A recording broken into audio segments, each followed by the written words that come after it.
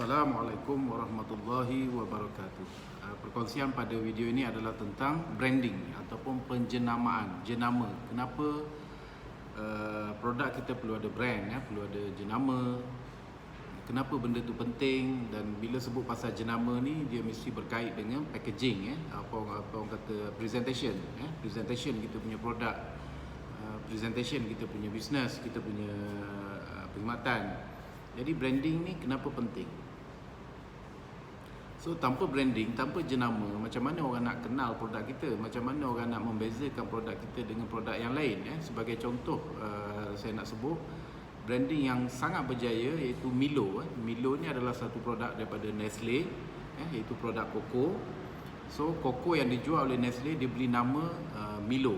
So sehingga hari ini majoriti masyarakat dekat luar lupa minuman koko, Milo tu adalah minuman koko. Seolah-olah Milo tu adalah Milo, koko tu adalah koko, benda yang berbeza. Sedangkan Milo hanyalah satu jenama ataupun satu nama kepada minuman yang dikeluarkan, yang dijual oleh Nestle. Itu adalah satu contoh jenama yang sangat berjaya lah, branding yang sangat berjaya, sehingga sesiapa saja ke kedai, mereka akan sebut Milo, mereka akan minta Milo ais, Milo tarik, Milo panas dan sebagainya. Mereka tak sebut lagi jenis minuman tu iaitu koko.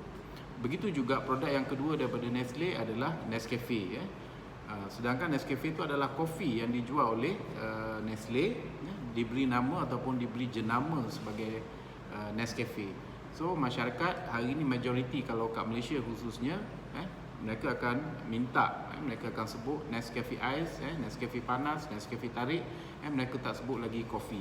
Jadi itu adalah contoh kejayaan yang sangat hebat daripada Nestle, di mana penjenamaan ataupun branding kepada produk jualan mereka kopi dan juga koko, iaitu dengan nama Milo dan juga Nescafe. Itu antara contoh yang sangat mudah, sangat jelas kita faham. Jadi daripada contoh itu kita ambillah pengajaran. Hari ini apa produk yang kita nak jual? Apa produk yang kita nak jual? Begitu juga cermin mata, contoh yang ketiga. Tiba-tiba saya terpandang cermin mata, jenama Ray-Ban. Ray-Ban. Ini pun hampir berjaya macam Nestle juga. Orang kenal cermin mata, brand Ray-Ban yang pertamalah. Ini kita ambil masyarakat yang majoriti ataupun masyarakat umum. Banyak lagi jenama lain yang famous, yang mahal, yang bagus.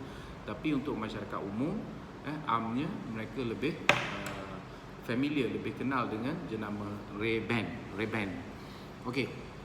So balik pada produk kita hari ni, apa yang kita jual? Kita tengok apa produk yang kita jual. Makanan, perkhidmatan ataupun produk apa saja, kecantikan, kesihatan dan sebagainya. Jadi branding ni sangat penting untuk bagi orang kenal. Dan apa maksud branding? Apa maksud jenama? Jadi branding ataupun jenama ni maksudnya adalah seolah kita punya komitmen, kita punya janji sebagai pengeluar. Kita ada satu komitmen di mana kita nak letak produk kita ni.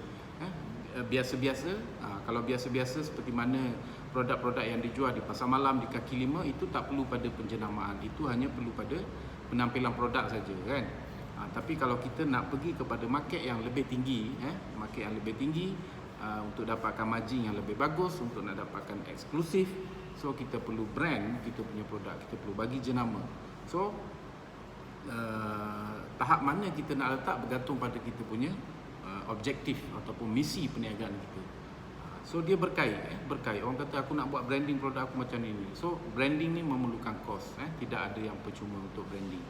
Sebab dia melibatkan packaging, melibatkan promosi, melibatkan advertising, melibatkan duta dan sebagainya.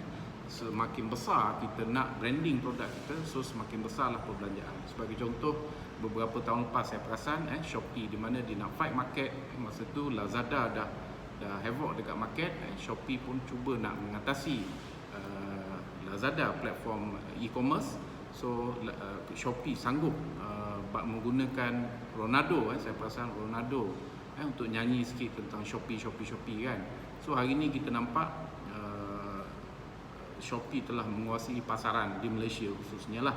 Rata-rata bila sebut nak beli barang apa-apa, mereka akan rujuk dengan Shopee ataupun mereka akan beli barang daripada Shopee. Jadi itu branding, contoh branding daripada Shopee. Dia sanggup bayar Ronaldo, dia sanggup bayar pelbagai, saya tengok artis Korea dan sebagainya. Itu adalah contoh branding. So kita hari ini di tahap mana? Mengikut kemampuan kita, mengikut objektif perniagaan kita. So branding mula daripada bawah, mula daripada bawah. Jadi mulalah dengan pilih satu nama kepada produk kita, pilih satu nama. Dan kalau ada bajet, kalau kita punya misi yang sangat jauh, buat trademark, TM trademark di My IPO, itu belanja hampir 1,000 lah, hampir 1,000. Itu kalau kita mempunyai matlamat yang sangat jauh, matlamat yang sangat jauh, kita yakin dengan produk kita, kita yakin dengan jenama kita. So kita perlu satu langkah, iaitu daftar dengan My IPO sebagai trademark produk kita. Orang tak boleh tiru lagi jenama, orang tak boleh guna lagi jenama tu. Ini pun penting juga, bila kita dah belanja dalam promosi, iklan dan sebagainya, tiba-tiba jenama yang kita guna tu didaftarkan oleh orang lain, so automatik jenama tu kita dah tak boleh guna lagi, menjadi satu kesalahan. Jadi sangat penting, sangat penting, sebab balik kepada jenama tadi, bila sesuatu produk tu mempunyai jenama, orang akan lihat sejauh mana komitmen pengeluar produk tu dari segi kualiti, dari segi service after sale. Jadi kalau kita nak produk kita tu diterima, diyakini oleh customer, so kita kena komit dengan produk kita dari segi packaging, kita kena komit produk kita dari segi service after sale. Kadang-kadang jualan tu mungkin rugi. Sebab apa rugi? Customer dah beli produk RM30, kita dah hantar, tiba-tiba customer bagi tahu produk tu ada problem begini-begini, so terpaksa kita hantar lagi produk yang kedua, so mungkin produk yang kedua pun masih tak puas hati lagi, apa orang kata, standard apa yang customer nak. Jadi mungkin terpaksa kena batalkan jualan tu. Jadi kita dah 2 kali hantar, lepas tu terpaksa batal, kita kena refund duit. Jadi kita rugilah, rugi masa, rugi duit, duit customer kita dah refund, cost postage apa semua kita kena tanggung. Jadi ada kalanya urus niaga ada rugi. Kalau kita mengutamakan brand, maka kita anggap kerugian-kerugian itu adalah sebagai cost untuk develop kita punya jenama. So customer yang terlibat tadi, bila dia beli barang daripada kita, dia tak puas hati, kita layan dia lagi, kita hantar produk yang kedua, dan dia tak puas hati lagi, kita accept dan kita refund duit dua, insya-Allah customer tu akan trust pada kita, dan mereka akan bercakap pasal kita kepada kawan-kawan dia, di mana pengalaman dia pernah berbelanja dengan kita, dia walaupun dia tak dapat produk yang puas hati, tetapi dia dapat perkhidmatan, servis layanan yang berpuas hati. So bermula daripada situlah mungkin jenama kita akan mula merebak, mula naik, mula berkembang.